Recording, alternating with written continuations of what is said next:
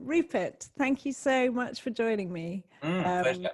And we think that some other people might turn up shortly, but for now, it would just be great to get stuck in and have a Yeah. conversation. So to introduce you properly, Rupert Read, you're Associate Professor of Philosophy at the University of East Anglia and spokesperson for Extinction Rebellion. Well, And not so much anymore. not so much anymore. I've just stepped back from Extinction Rebellion to move on. Maybe I'll say a bit more about that later. But yeah, I was Sure. obviously a spokesperson for XR for a couple of years. And yeah, of course, you and I met through Extinction Rebellion. We met because you contacted me last year and very generously offered to do an edit of the pamphlet that I'd written on Extinction Rebellion strategy. And the edit, of course, has now appeared in this book, my book, Extinction Rebellion, Insights from the Inside. So I owe you for that, Sarah, and it's delightful to be here this evening to support this remarkable work that you're doing. Thank you. Yeah, I mean, I definitely want to say that I find you extraordinarily committed and articulate and intellectual, whilst also being totally passionate. And there's loads of things I think we're both thinking that we'd love to jump into. I definitely want to get to Tufton Street somewhere along the way, which I watched from afar and just found the most incredible evening. Yes. So we should just sort of head this up by saying that we're here because I'm performing a show which I've written myself 12 years, which was inspired by the IPCC report in 2018. And it turned out to be an extraordinarily fertile time because that report came out, Greta appeared, Extinction Rebellion appeared, the Camp Fire happened in Paradise in California. It seemed to be a sort of incredible crucible moment of all sorts of things kind of kicking off. Yes. Do you want to say anything about that kind of time? Well, yeah. So thinking back to 2018, I mean, that's when my life completely changed forever. With the first thing for me was my little campaign to get the BBC to stop treating climate change deniers as balanced, like Nigel Lawson and so on the Today programme, which incredibly succeeded in the summer of huge, 2018.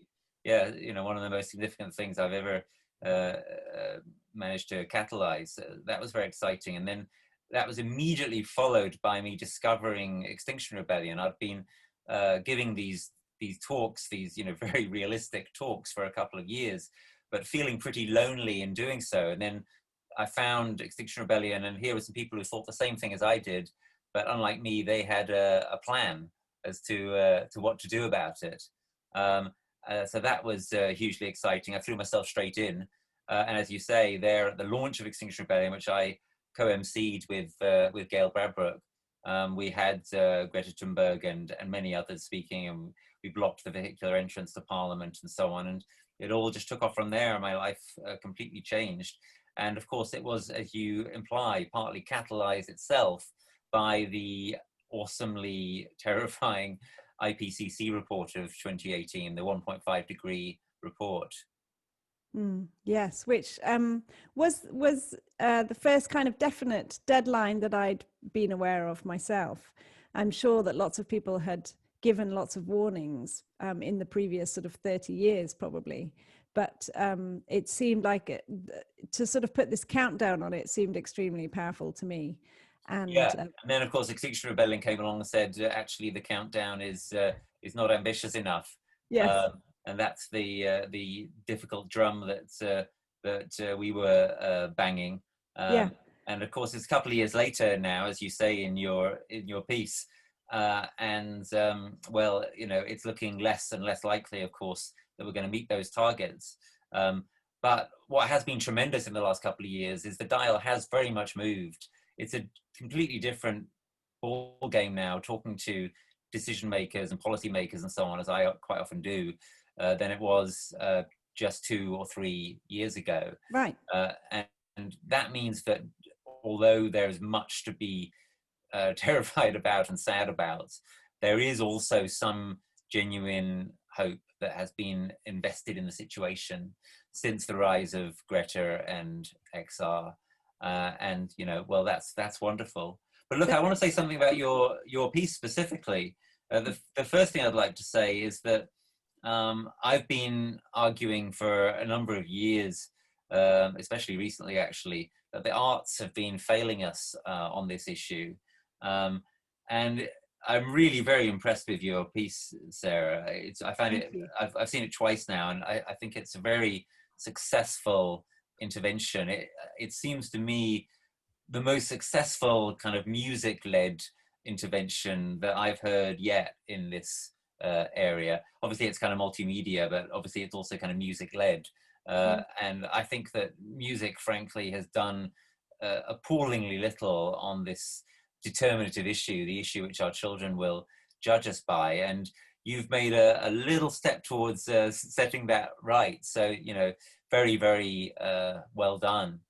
And then one specific thing I'd like to say, which really struck me hearing it for the second time this evening, was the first time I heard it, I was very moved by the stuff from the Paradise Forest Fire, which I recognized instantly. But I was really struck this evening by, of course, just the kind of mind-blowing irony of this place having been called Paradise. And this line that this woman comes out with, who desperately was trying to flee, we were just trying to escape paradise. And I was kind of thinking about that this evening and thinking, well, yeah, isn't that actually what the human race has been doing over the past 200 or 300 years? We've been deliberately escaping from paradise into a therefore inevitably worse and declining world. And the question that has to be asked is, why? Why are we so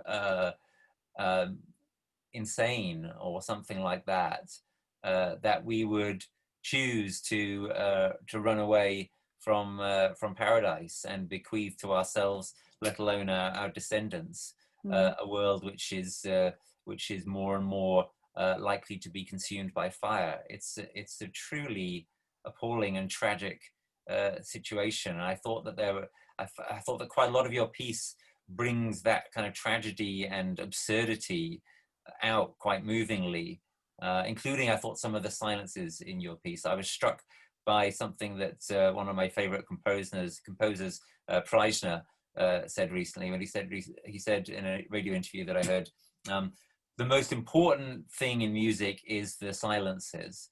And what you have to do is just weave notes intelligently around the silences and have the right kind of silences and silences of the right length and so on.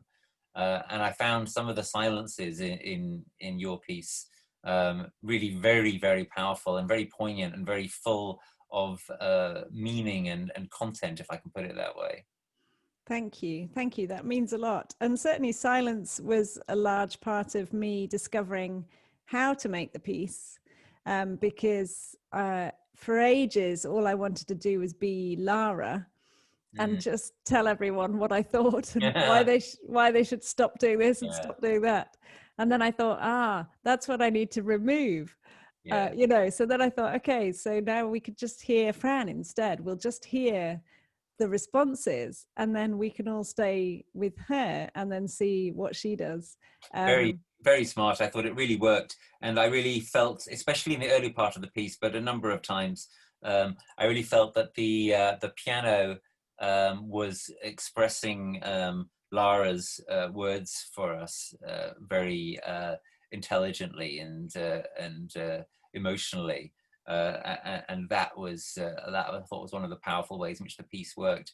And then when you finally do get to hear Lara, then it becomes, I thought, really super powerful. And again, I found that incredibly moving, partly perhaps because it has some resonances with my own situation as someone who's chosen not to have children and very much is doing what I do, among other things, for my nieces, who I've spoken about on the BBC and stuff like that, and I wrote onto my arm when I put myself out to be arrested in the rebellion last year, and I really liked the moment when Lara says to Fran, well, what you can do right now, the first thing you can do is support me.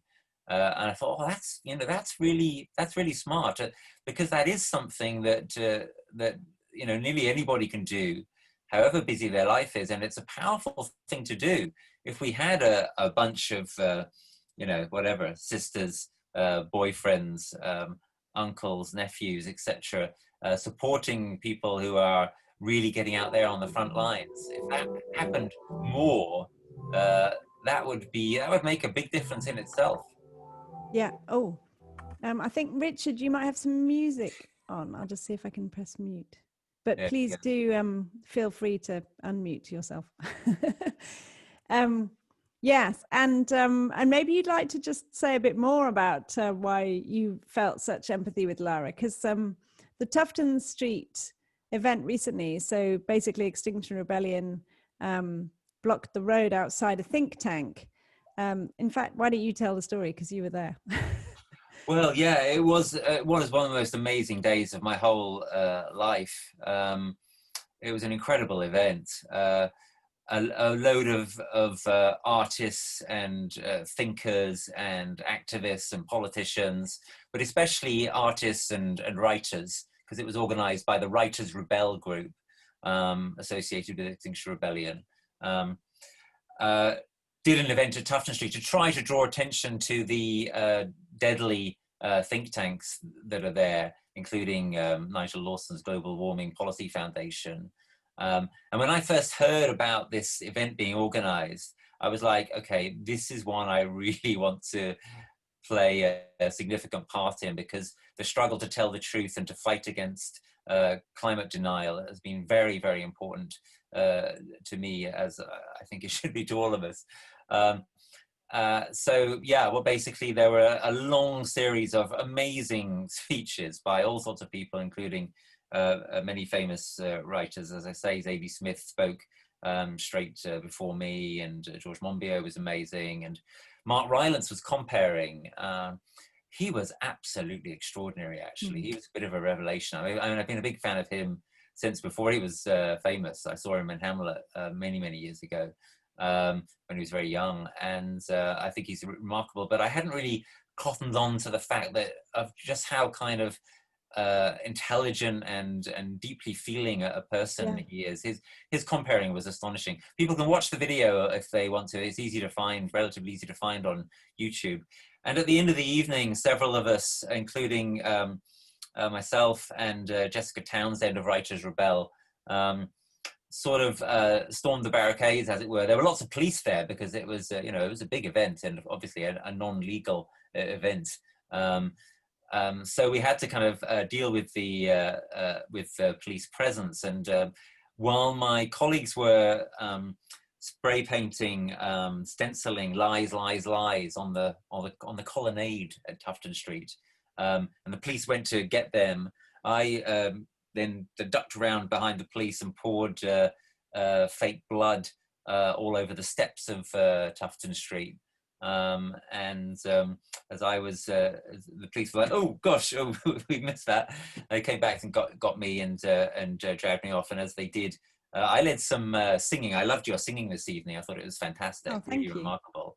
I led a little chant of "Power to the People," and that was quite a powerful way to be arrested and night in the cells. And I suppose I'm not charged with criminal damage, but I haven't actually got any charges yet, strangely enough. Oh, that's interesting. And how do you feel, with the amount of work that you do constantly about this, writing and talking and teaching, how do you feel about sort of the fact that you have to get arrested to take it to the next level?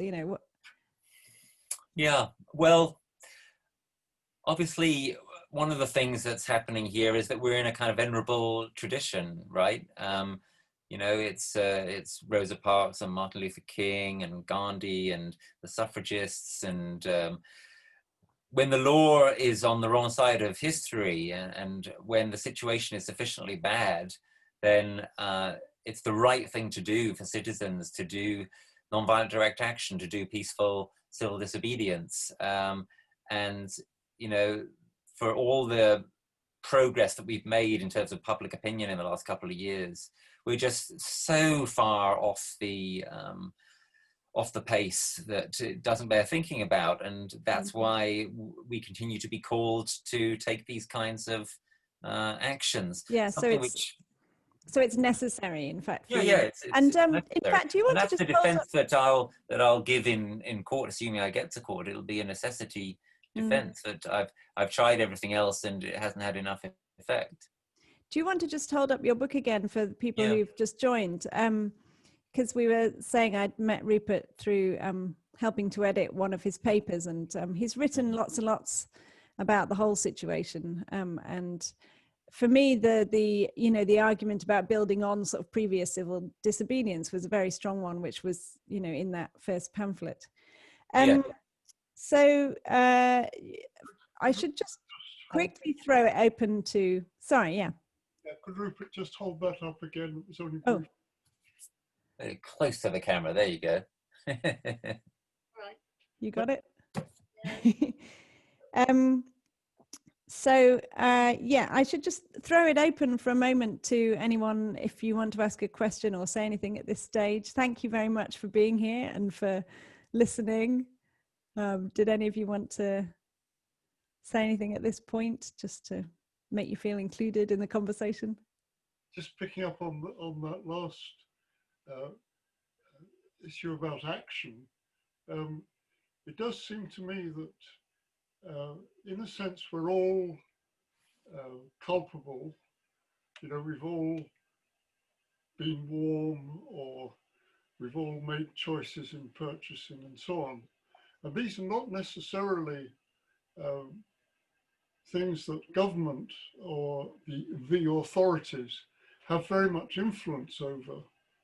They could make statements, they could have policies, but ultimately it's a kind of all of us thing.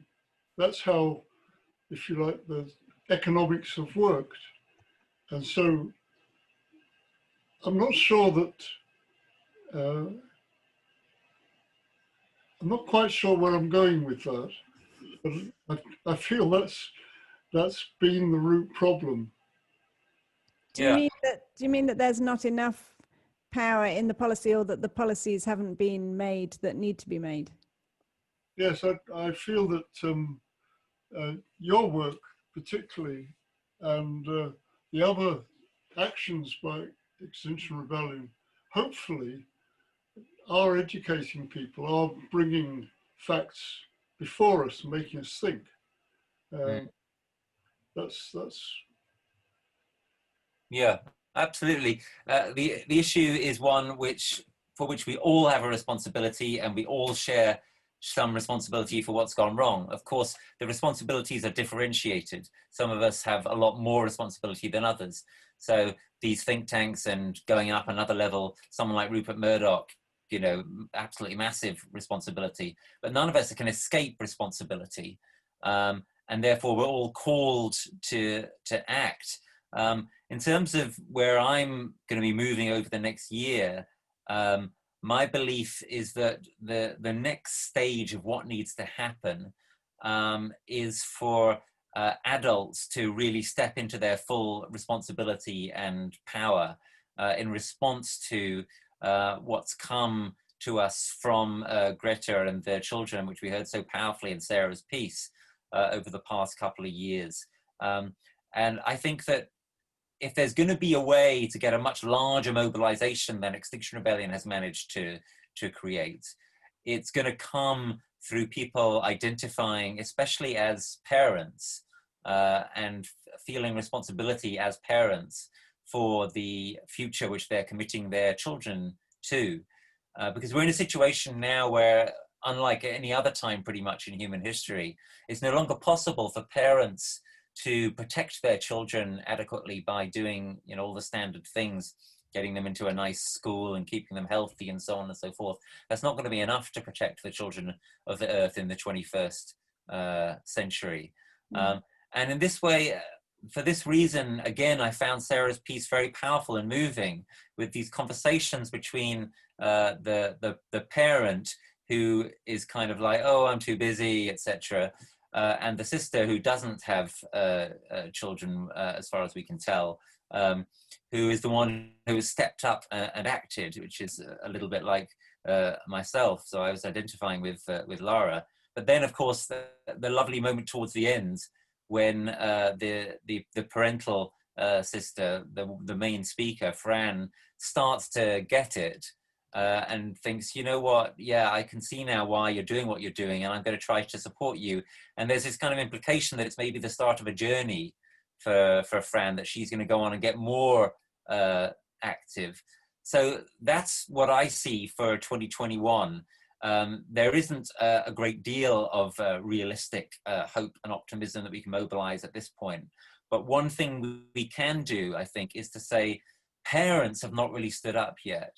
You know, children have stood up and activists have stood up. But if there were to be some kind of real mobilization of parents, if we were to step into our full power as human beings in terms of our essential role as mammals, as primates, as humans, to take care of our children, to take care of the future, to parent the future, as I sometimes put it. I mean, if we can't do that, then, you know, we're not worth anything. And I think that it is possible, and perhaps even likely, that in the next few years, that parents will kind of really, that a lot of parents will really get that. And if they do, then that could be a further level of transformation. So that's going to be my big focus going forward. And my next book is going to be called Parents for a Future. And it appears in January 2021. And this is essentially what it's about. And I think, you know, that obviously lots of parents have sort of joined in and been vocal and active. Yeah. But it is very interesting, the sort of things that you hear Aidan talking about, who is me, by the way, obviously. Yeah, that was a Laurie Anderson influence, right? Yeah, I really enjoy that track. It's my 5 minutes of not worrying, because I just but yeah, you know, it's so sordid the way he's sort of saying we're doing everything we can for our beautiful children. I thought it was very interesting the way that he was American in this classic Laurie Anderson style way. Yeah, I mean, what happened in my head was that I'd read this article about survival condo. That's actually where the whole piece started, because I read it and I just couldn't understand who would think that was a good idea. I just couldn't understand why a bunker was like a response to the apocalypse, you know, just made no sense in my head. And of course, it's like, if you're really wealthy and you can, then maybe you do. But, you know, I was so kind of, it was such a stumbling block to me to relate to that position. And so I had to just keep worrying over it in my head, like, who are they? Who are they? Who are they? Yeah, no, it's another very clever part of the piece. I also really liked the part earlier where you have I think it's the third of the three quotes from my colleague David Wallace Wells, where he says, well, you know, the scientists are kind of thinking that maybe if we're more optimistic, that'll be more mobilizing and so on. And then the music goes all sort of soft and nice, and you have all these kind of, you know, feel good quotations. I thought that was very neat. By the way, as you may be aware, Sarah, there's a chapter in my book, I think it's chapter 11. The title will interest you all. It's called An Open Letter to David Wallace Wells, How His Book, The Uninhabitable Earth May Be Too Optimistic, which is a cheery little piece that myself and Jem Bendell and John Foster co-wrote, arguing that The Uninhabitable Earth, the book which David Wallace Wells has been made famous by. And if you haven't heard of it, then the title sort of gives away that it's not exactly cheery anyway. Yeah, it's not no, I don't think David ever expected anyone was going to say to him, you're being too optimistic. But what we mean by that is that in David's book, he does sort of have this sort of fairly feel-good stuff himself towards the end. And for my money, he backs away a little bit from the full horror of the situation, which I think does on balance come through in your piece. I really liked the bit, for example, where you had Fran say, look, you know, we've dealt really well with COVID, which of course is somewhat questionable. When climate change comes calling, then we'll deal seriously with that. And of course, the problem is, and that's one of the wonderful moments where you sort of stop dead and there's this kind of silence. The problem is, in that sense, climate change never is going to come calling. You know, it doesn't have the kind of immediacy and kind of directness that the COVID crisis has. And I'm really worried at the moment by the fact that our news is so completely dominated by COVID, and yet, you know, the climate and ecological emergency is continuing to ramp up, and moreover, in fact, the COVID emergency is part of the climate emergency, which people aren't talking about. It's part of the ecological emergency. The sheer level of short-termism is just so worrying. You touched very briefly on the word adaptation, and I'd love you to just extrapolate on that a bit for everyone before we maybe go to more questions. Yeah, so this is what Jem Bendel and I are working on deep adaptation and what I call transformative adaptation, which is talked about some in the book. And transformative adaptation is basically the idea that it's too late for a response to climate which is only focused on mitigation and prevention. The emergency is here. You know, climate disasters are happening right now. The weather, we've seen it spinning out of control the last couple of years. You know, that's what a lot of the stuff in your piece is about. And this is going to carry on getting worse for a long time to come, whatever we do. You know, even as it were, if Extinction Rebellion win, the climate still carries on deteriorating for quite a long time because of the delays in the system and because of the feedbacks that we've started to unleash already. You know, this is the thing which people really don't want to face up to, which is we have committed ourselves to a declining context now for some considerable time to come. So there's no choice but to adapt, and the question is whether we adapt in a stupid short-termist way, or whether we adapt in deep ways, in thorough ways, in ways which will make things better for ourselves, in ways which will actually rise to the occasion. And that's what transformative adaptation is about. And that's the other big thing that I'm going to be working on over the next year. That my feeling is that Extinction Rebellion hasn't really quite grasped this nettle yet. Extinction Rebellion's still been talking a bit too much about how we've got, you know, whatever, 10 years to save the world. Are there any sort of like headline things that you can pull out of the adaptation sort of conversation, just so people get a bit more of an idea of... Yeah, so if you want a kind of practical example, one that I think is quite helpful is to think about sea level rise, rivers, flooding. What do you do about those things? Because they are coming. I mean, you can try to stick your head in the sand. That's not going to work very well. You can do sort of shallow adaptation, kind of retail adaptation. You could try building higher flood defenses, stuff like that. But sooner or later, those kinds of defenses are brittle, and they're going to be broken. You know, what's coming is not going to be stopped by just building higher seawalls and higher levees on rivers. And moreover, if that's all that you do, you're also in the meantime making the situation worse because you're pretending you can basically carry on as is behind those defenses. And because building those defenses is also carbon intensive. In other words, it actually makes the underlying problem worse. So you're locked into a vicious circle.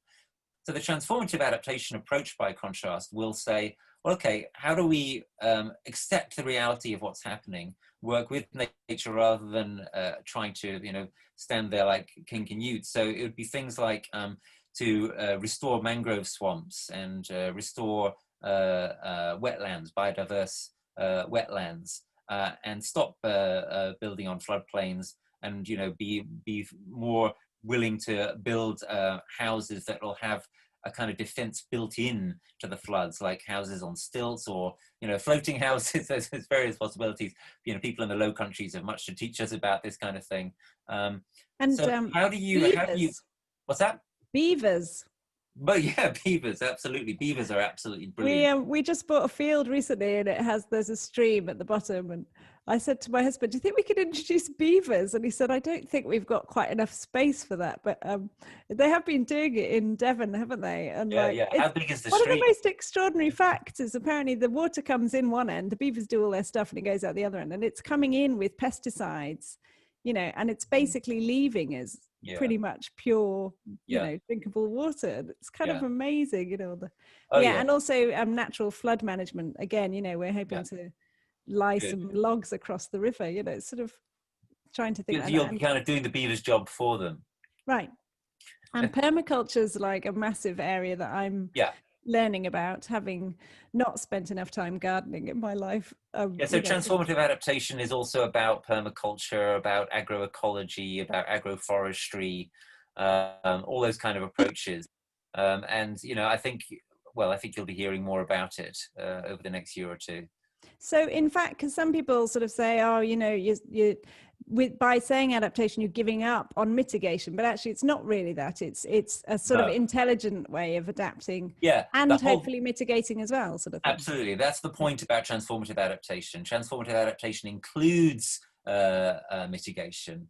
So it's a kind of both and approach. It hopes to be a sort of a golden mean.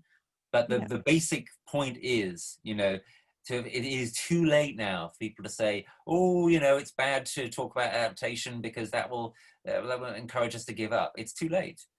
So we have to do it in a smart way, in a wise way, in a way which is compatible with the mitigation and carbon reduction efforts. Well, the chap who wrote the risk assessment for the UK on climate change, who I'm speaking to next weekend, Richard Betts, who's the head of the climate impacts team at the Met Office, he said exactly the same thing, you know, that it's mitigation and adaptation, and it's got to be both.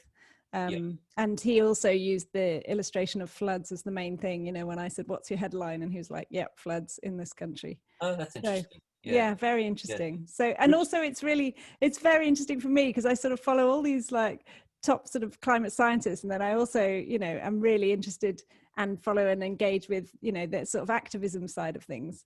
And it's funny, sometimes you get this kind of sense of spats going on, but actually I think fundamentally there's so much alignment, and I personally love being able to sit in between those things and try to, you know, help those bridges remain strong, you know. Yes, well, it's interesting you say that, because Richard and I have had our spats in the past, but I think recently we've been feeling a little bit more aligned, and we've been having some private communications and developing some better mutual understanding. So nice. I've been encouraged by that, and I was pleased to see that he'll be coming on and talking with you. Yeah. Oh, well, I'm really pleased to hear that as well. I think, you know, all of us together, hey. Yeah. So talking of all of us together, does anybody want to chip in with any comments or thoughts or questions to either of us? And you know, doesn't have to be deep, it can be. And do unmute yourself if you're gonna go for it. Hello. Hi. Hello everyone. I guess I'm interested in, I sadly I missed the first bit of your conversation, which was probably the most important bit in some ways. I was listening. Oh, he was listening. But I guess, what do you feel is the relationship between your performance and this kind of conversation? Because you've obviously conceived the two together, and I'm just interested in how you think that they work together and why you think one's necessary with the other. Sure. So I suppose for me, 12 years ended up very much being a journey piece, and so it sort of starts with my own alarm, and then it kind of goes through where we are, and then maybe how some other people are thinking about it, and kind of jumping into different situations, and then kind of attempting to bring Greta towards the end with what she says about hope and action. That feels sort of to me like that's the sort of kernel of truth. If we hold nothing else in our heads, that's the thing to hold, you know, that we can be hopeful if we're acting in the right way. And so I suppose for me, it's very much about not just opening an audience up and making you slightly traumatized and then saying, bye, you know. So actually for me, this conversation sort of sits equally in a way. I mean, clearly I haven't, you know, composed this conversation over years and years and toiled over it. But actually as an audience experience, I suppose it feels responsible to let people be together afterwards, to you know, air thoughts, try out ideas. And I suppose as well, like what's really important is for me for people to question things, you know, and to carry on that sort of phone call, because actually, in a way, maybe nothing's going to be solved without us finding each other on the sort of spectrum of conversation. And, you know, what Rupert's just said about him and Richard Betts, that sort of perfectly illustrates it, doesn't it? That actually through talking and understanding, we get closer and there's more possibility. And because when I first did the gig, I was working with an environmental campaigner, and she helped me. I really wanted to have like something that you could take home on the program notes. So on the webpage, there's a link to the program, and on the back of the program, the idea was that the actual live gigs, when they, you know, when life used to be live, and you turn the page, and it was like, okay, here's some things that you might think about doing. Take that home, stick it on your fridge, see if you can, you know, tick one over the next month or something. And so these conversations sort of came out of that, really, as just a way of basically hoping to avoid people leaving the gig going, what am I going to do with all that information, you know?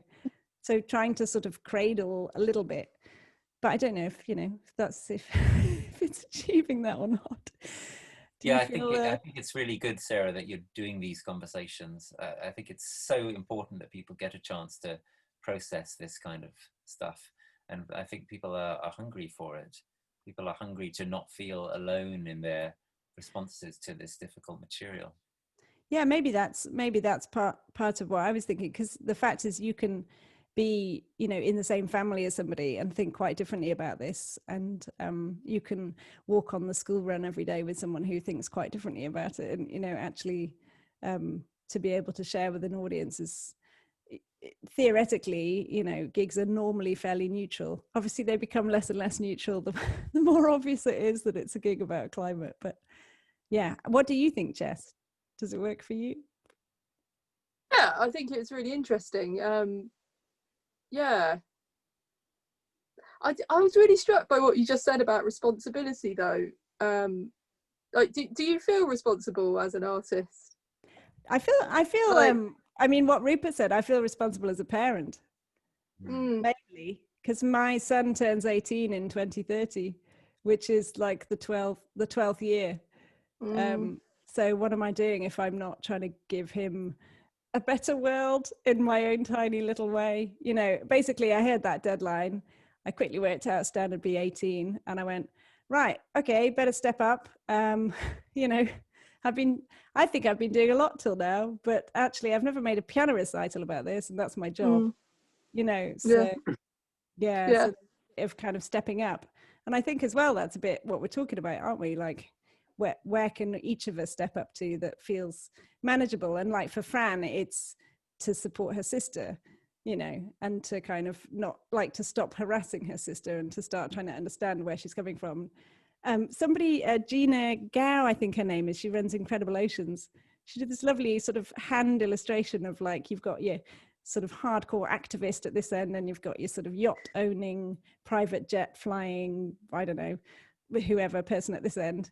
And this person is never going to change this person's mind, but this person might talk to this person, who might talk to this person, who, you know, and you get this like little sort of pathways of information. So yeah, so I think my responsibility isn't necessarily as a pianist, but yeah, it's just a human. Yeah, it's great, Sarah, the way that you've kind of taken that responsibility on. And that's what I was trying to talk about earlier. It seems to me what we need to do is reach a point where parents at large figure out that they can't outsource this issue anymore, that it's not, as Fran thinks in the early part, it's not going to be sort of sorted spontaneously by governments or scientists or corporations. And when parents really get it, that they can't outsource it anymore, I think that could be so transformative. But there's also the other aspect of responsibility, which was present, I think, in what you were saying, Sarah, which is that you feel responsible as an artist, both for kind of trying to catalyze people's thinking and feeling and so on around this issue, but also to make sure that you don't just dump them in it. And I felt exactly the same thing over the past few years. You know, the reason why I didn't speak out really fully, absolutely truthfully about climate until about 4 years ago was because I was scared that I would just demoralize people and be attacked. The actual experience I started happening as soon as I started being truthful about it was that my words were resonating more profoundly than anything I'd ever said or done before, and that there was a huge hunger for it. But that situation has to be managed. That truth-telling has to be managed. The main way to manage it, I think, is exactly by creating contexts in which people can do more of that processing together and not just feel alone or overwhelmed or just kind of shocked. You're less likely to feel demoralized if you have some kind of context like this right now, where you can start to kind of share something with those who are closest to you and with other people who are looking at the same questions. Yeah, and also I think guilt is such a massive part of it, and confusion, you know, like when I try to think about how to shop most responsibly and the sort of ultimate goal and the actual reality and how busy are you and how much money have you got, and you know what I mean, like there's actually quite a lot of complications with just attempting to be the good citizen that you aspire to be. So like I also think being upfront about those things, you know, that literally none of us are perfect, I find kind of useful. Yeah. And I think, oh, Janet, I think has something. I think you could get this show into kind of A-level or sixth form and parents' evenings. I don't know about parents' evenings, but it's an interesting idea. Like, where can it go? It's certainly something I'm interested in seeing, you know, where can it go? How much broader could it be? I suppose one thing that I find very hard to judge is how weird and experimental is it? Because, you know, I'm quite used to playing this piano, but it is a bit unusual, isn't it? You know, our 5-year-old loves it. Yeah, amazing. That's so nice. Loved it in Newcastle when it came. What was your 5-year-old saying? Was she just sort of like amazed by the strings, basically? Just kind of. He wasn't saying anything. He was listening. Oh. I hope she wasn't too scared in the fire bit. Do you know, it's funny because I played at Latitude. And he was scared, yeah. Sorry, because I told my husband to like leave the. Oh, yes, you were. No, he said he wasn't. Go to bed.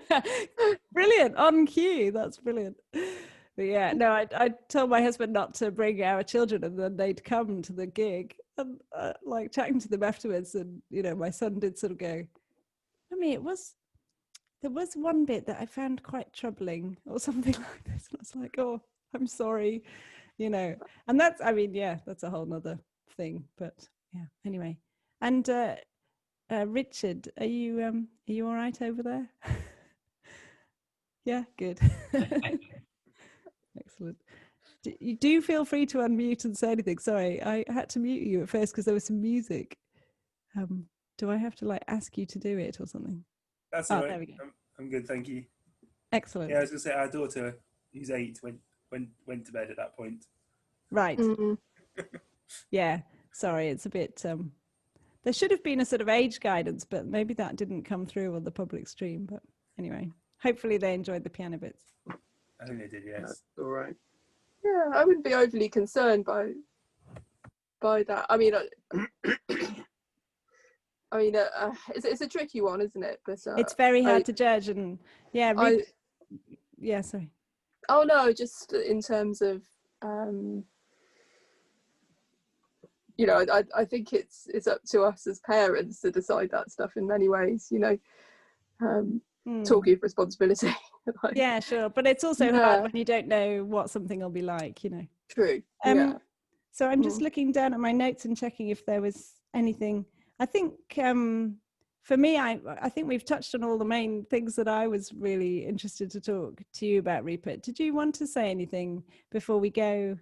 Any sort of final thoughts? Well, there was just one factual error that I spotted in the thing, although apparently you're telling me that was taken from a newspaper headline, so it's the newspaper headline that's to blame, not you. The 60% figure is not animal species, it's animals. Now that's both kind of in a way better and in a way worse. So it's not that 60% of animal species have gone extinct in the last half a century. It's that 60% of animals, literally, you know, animal numbers have been wiped out. So it's kind of less bad because the number of species that have gone is far less. but it's sort of worse in a way, because what that actually means is that over half, literally, of the world's wildlife, actual living flesh and blood animals, have gone during your lifetime and my lifetime. That's the actual stat, and it's quite terrible in its own way. There's a massive rebalancing that needs to happen, doesn't it? And we were I watched the Attenborough, now what is it called? Like too. His witness statement. A Life on Our Planet. That's right. It's really good. I'd really recommend it to everyone. And at first it starts off, and I was sort of thinking, oh, we should have got the kids to watch this with us. But actually, by the end, it's really kind of blunt. He's sort of digging deep, isn't he? And actually, it's very straightforward. By the end, I thought it was really good. Yeah, I mean, he pretty much at one point sort of has his head in his hands, like, what have we done? What have I done? I think it's partly coming from guilt, because he recognizes that he should have spoken out more strongly sooner. But better late than never. Yeah, I was really quite surprised. He must have been inspired by Greta, I'm assuming, because she sort of spoke out, and then he must have felt like. Yeah, I think it's probably more general on that. I think he's been engaged in a sort of wake up process for quite a while now, and it's been kind of accelerating somewhat. As he's just, because it's what the film about him is about. He's witnessed, he has been the witness to this destruction that we were just talking about, the huge thinning out of the number of animals in the world. He's literally seen it more than anybody else in human history has seen it, and I think that it's clear that he wishes he had been stronger on it sooner. But I really hope a lot of people get to see that. And it's very interesting, talking about this balance of sort of facing up to the truth, but also attempting to have enough hope to feel motivated, and also just to carry on sort of being cheerful people, which is always my preference to be, generally cheerful. But isn't this where Greta's remarks are so correct, right? Where she says, look, it's no good kind of saying, give us hope. There isn't any hope unless you start acting. So look for action. Don't look for hope. And when people start acting, and we have started acting now in a serious way, but I emphasize the word started.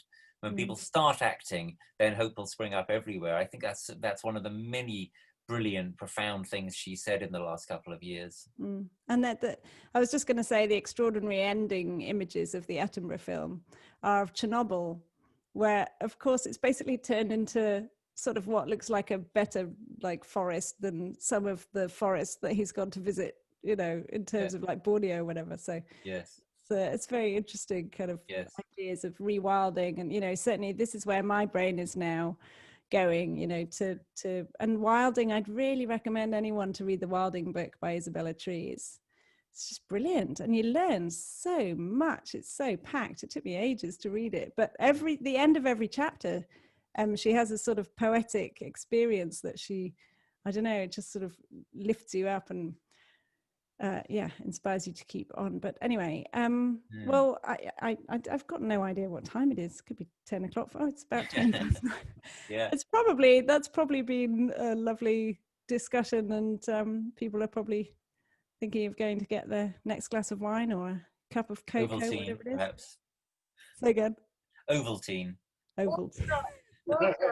Water. Well done. But thank you all very, very much for being here and for giving up your Saturday evening to join us. And thank you to Rupert for speaking so eloquently and for standing up for what you believe. And, it's really great and inspiring for the rest of us. Well, thank you, Sarah. It's great to be in this with you. And I mean what I said at the start of our conversation. I think this piece is a significant artistic intervention in this area. So, many congratulations. Thank you. So thank you very much.